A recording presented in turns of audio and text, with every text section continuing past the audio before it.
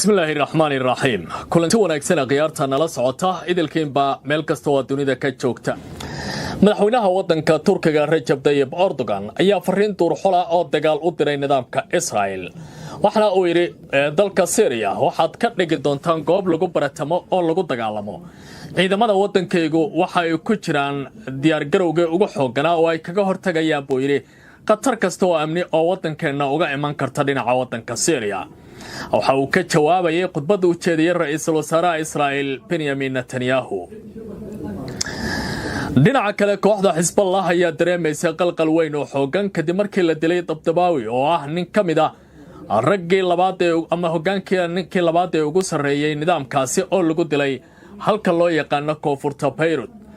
warar kala duwan ayaa soo baxaya iyadoo laga hadlayo mustaqbalka kooxdan iyo meesha uu ku dambeyn doono intaba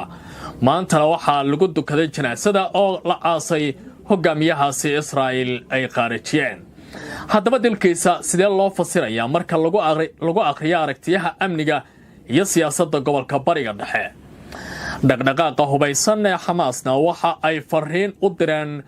dalka Masar taas oo ka dhana Israel waxa laga baqayaa heshiiska xabad joojinta gobolka bariga dhexe inuu soo gabagaboobo guud ahaanba isla markaana loo baxo waji kale oo dagaal oo cusub haddaba kooxda afhayeenkeeda magaalada Gaza war ayuu soo saaray goor dhaweyd waxana uu ka soo muuqday telefishinka Al Jazeera warbixin baan idin kaga hayaa arintaasi iyo waliba dhacdooyinkii ugu dambeeyay dhimashada iyo dhaawaca ka dhacay weerar kala duwan oo ka dhacay Gaza iyo daanta galbeed kuwaas oo fuliyeen ciidamada Israel saacadihii la soo dhaafay waxana ay muujinayaan xaaladdu inay aad u adag tahay aan ku horeeyay madaxweynaha wadanka Turkiga Recep Tayyip Erdogan ayaa maanta isaga oo saaran diyaaradiisa madaxtooyada kuna sii jeeday wadanka Turkiga isagoo ka dhoofaya magaalada Johannesburg ee wadanka Koonfur Afrika waxa uu fariin u muuqatay hanjabaad u diray nidaamka Israel waxa uu ku yiri ciidamada qarankaygu waxay u diyaarsan yihiin difaaca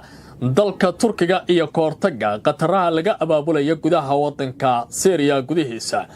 iyadoo uu ka jawaabayo fariin u dhawaan warbaahinta mariyay ra'iisul wasaaraha Israel Benjamin Netanyahu sida ay ku waramayaan qaar kamid ah warbaahinta gobolka bariga dhexe telefishinka Sky News Arabic ee laga leeyahay wadanka isu tagay Imaaraadka Carabta ayaa oranaya madaxweynaha dalka Turkiga Recep Tayyip Erdogan ayaa sheegay in Ankara ay qaadayso talaabo lagama maarmaan ah taas oo noqotay in la wajaho haddii Syria ay ka soo muuqdaan hanjabaado qatar gelin kara baaliyay amniga qaranka wadanka Turkiga sida warka ka soo baxay Recep Tayyip Erdogan laga soo xigtay Erdogan oo la hadlay saxafiyiinta isagoo saarnaa diyaaradiisa madaxtooyo intii uu ku soo laabanayay ama uu ka baxayo Koonfur Afrika kadib markii uu uga qayb galay shirka wadamada G20 ayaa waxa uu tilmaamay in uu yahay dalkiisa midka ugu adag ee bixinaya dadaalada ugu baahan ee lagu xaqiijinayo nabadda iyo xasiloonida gobolka bariga dhexe Israel waxa ay nabad darrada ku iibsan doontaa buu yiri lacaga ka badan midka ay hadda xasilooni darrida uga iibinayso ama ay uga abuurayso gobolka bariga dhexe gaar ahaan wadanka Syria sida uu hadalka u dhigay Erdogan waxa uu ka jawaabay hadal uu sheegay inuu ka soo yeeray ra'iisul wasaaraha Israel Benjamin Netanyahu uu ku dooday in Israel ay ka hor istaagtay guulihii Turkiga ee Syria Erdogan waxa uu ku adkaystay in Turkiga uu mar walba taageersan yahay mideynta iyo madax banaanida dulweynaha Syria oo haatan Israel ay doonayso buu yiri inuu la kala qaybiyo Erdogan oo hadlaya waxa uu sidoo kale yiri waxaan la wada og yahay tallaabooyinka aan hore u qaadnay marka amniga qaranka Turkiga uu qatar dareemay ma rabno inaan wajahno hanjabaad kale oo la mid ah tii hore balse haddii ay taasi timaado waxaan u qaadi doonaa tallaabo kasta oo lagama maarmaan ah taas oo macnaheedu yahay in dawladda Turkiga ay dagaal uga jawaabi karayso haddii Israel iyo xulafadeedu ay nabad darro ka abaabulaan wadanka Syria oo saameynaya amniga qaranka wadanka Turkiga waxa uu carabka ku adkeeyay in Turkiga uusan wax dana ka lahayn dhul iyo xukun dal kale balse uu rabo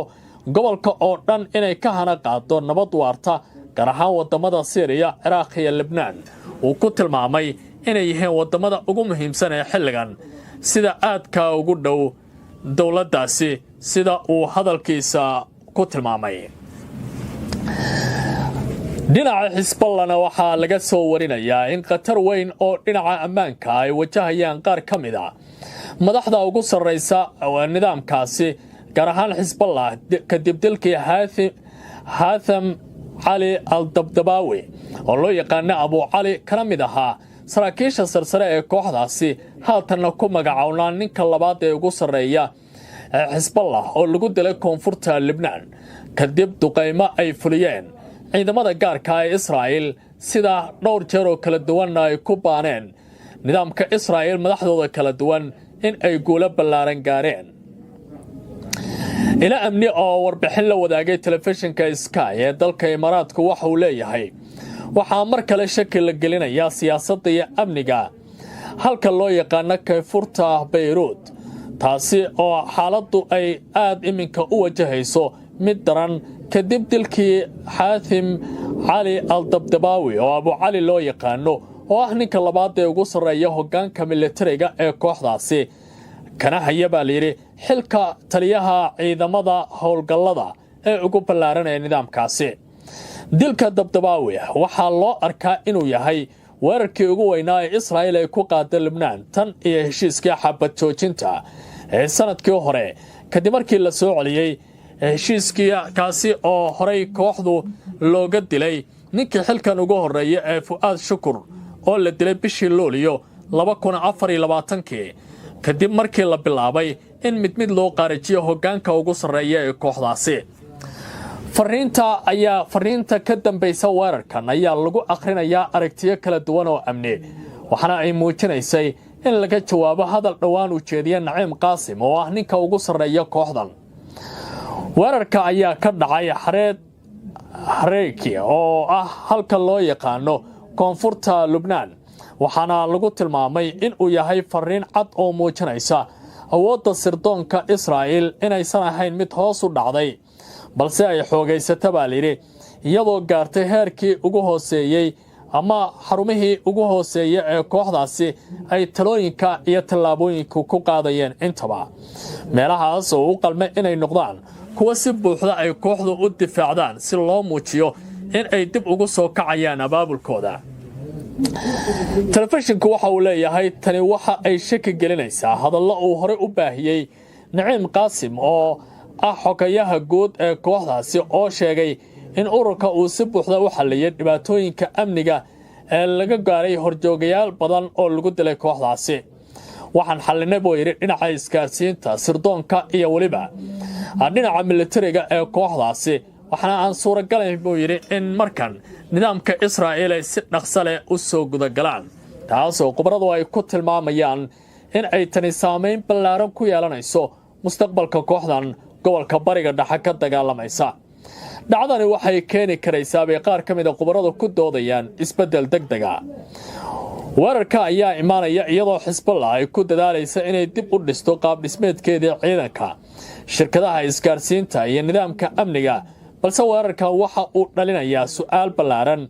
ma noqon karaa dhacdadan bilowga duulaan cusub oo Israa'iil ka dhana oo ka imanaya dhinaca Libnaan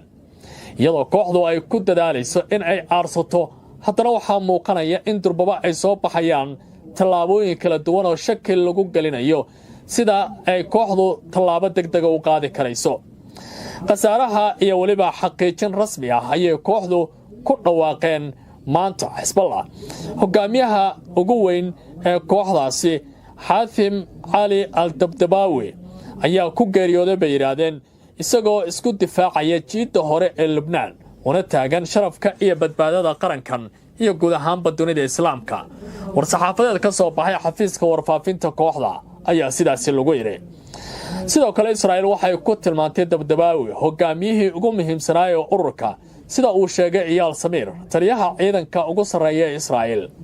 wasaaradda caafimaadka ee Libnaan ayaa xaqiijisay dhimashada 5 qof oo ninkaasi ka mid yahay iyo dhaawaca 8 kale sida lagu xaqiijiyay weerar axadii aynu ka soo gudubnay ka dhacay gudaha wadanka Libnaan haddaba su'aasha taagan waxay tahay maxay noqon doontaa tillaabooyinka Xisballah ma dooni doonaan inay argoosi ballaaran ku dhaqaaqaan mise waxay xakameyn doonaan wada hadallo kale oo dheeraad ah oo la doonayo in lagu xaqiijiyo nabadgelyada gobolka bariga dhexe sida ay ku doodayaan qaar ka mid ah khubarada gobolkaasi ka faalloonaysa. isla wararka gobolka bariga dhexe ayaan ku guda jiraa khiyaarta ay nala socotay. kooxda Xamaas ayaa fariin iyo dhambaal gacanta u gelisay waddanka Masar, arrintaas oo ay kaga jawaabayso sida la sheegay weerarada iyo xabad jebinta degdega ah oo ay mar walba Israa'iil ku sameynayso gudaha dhulka Falastiiniyiinta, gaar ahaan magaalada laga gaaray heshiiska ee Gaza. afayeenka kooxda cusub ee Xamaas ee ka hadla dhinaca magaalada Gaza, Xaasim Qaasim, ayaa sheegay in wafdi ka socda kooxda uu wada hadal kula leeyahay magaalada Qaahira mas'uuliyiin Masaari ah oo falanqeynaya wejiga labaad ee heshiiska xabad joojinta ah ee ka soconaya magaaladaasi. Qaasim waxa uu sheegay in wejiga cusub uu yahay mid adag, isla markaana Xamaas ay sheegtay in Masar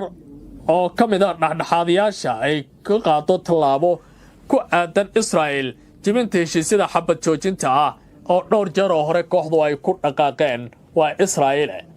Qaasim waxa uu yidhi haddii Israa'iil ay sii wado xadgudubka heshiiska, taasi waxay khatar gelinaysaa dhammaan wixii lagu heshiiyey oo ka dhacay magaalada Sharm el-Sheikh.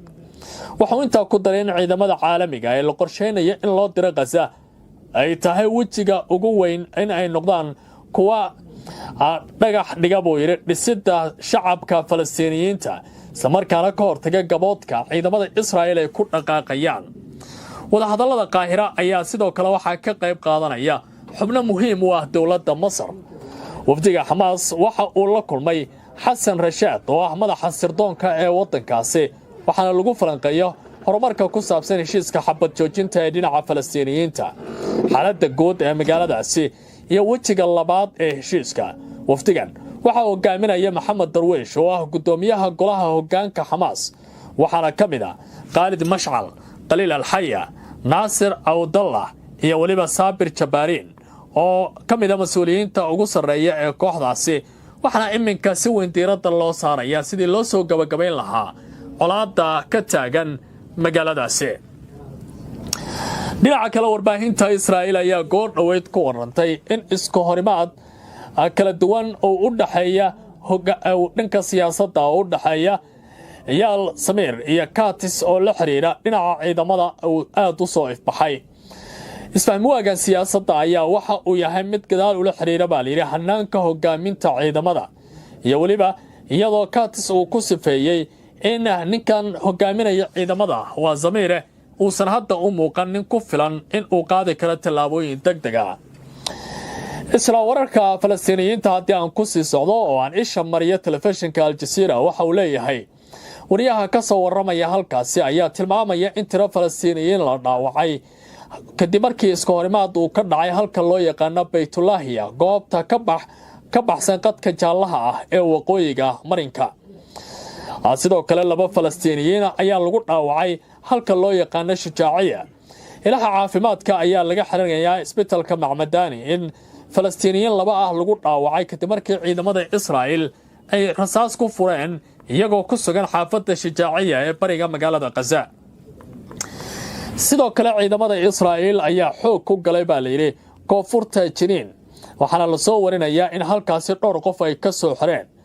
hay'adaha ka shaqeynaya gurmadkuna waxay codsanayaan kaalmo bini'aadanimo oo degdeg ah. khiyaartay nala socotay wararkii ugu dambeeyay bariga dhexe xilligan oo siyaasaddiisu ay karkarayso. intaa ayaan ku soo gabagabaynayaa. warar kale ayaa noo soo socday ku soo biira YouTube-ka oo subscribe saara.